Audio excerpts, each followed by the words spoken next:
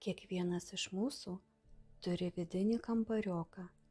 Jeigu norite su juo susipažinti, pabandykite pasinerti į savo vidų, visiškoje vienatvėje ir tyloje. Tačiau užuot aptikę tylą ir ramybę, savo viduje girdėsite nesiliaujantį tauškėjimą. Kodėl aš tai darau? Turiu daug svarbesnių reikalų. Tai tikras laiko švaistymas. Be manęs čia daugiau nieko nėra. Kam viso to reikia? Na štai ir susitikote su savo vidiniu kambarioku. Jūs ketinote viduj patylėti, tačiau kambariokas to visiškai nenori. Ir tai yra ne tik tada, kai norite ramybės. Vidinis kambariokas turi savo nuomonę apie viską. Už ko tik užkliūva jūsų žvilgsnis. Man tai patinka, o šitai nepatinka. Tai gerai, o tai blogai. Jis niekada nenutyla.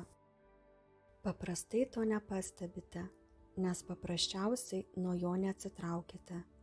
Esate taip arti savo vidinio balso, kad klausotės jo lyg užhipnotizuoti. Trumpai tariant, viduje jūs ne vieni. Jūsų esybę sudaro dvi dalys.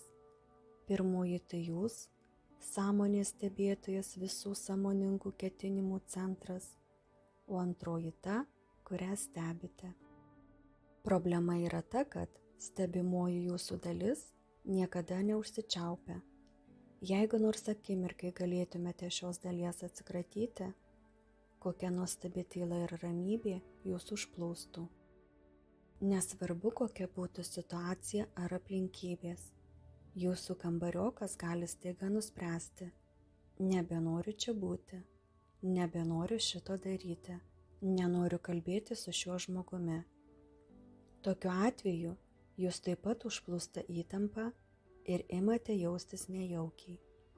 Kambariokas nei nemirktelės gali iškreipti viską, kad ir ką darytumėte. Jis gali sugadinti jūsų vestuvių dieną ar net vestuvinę naktį.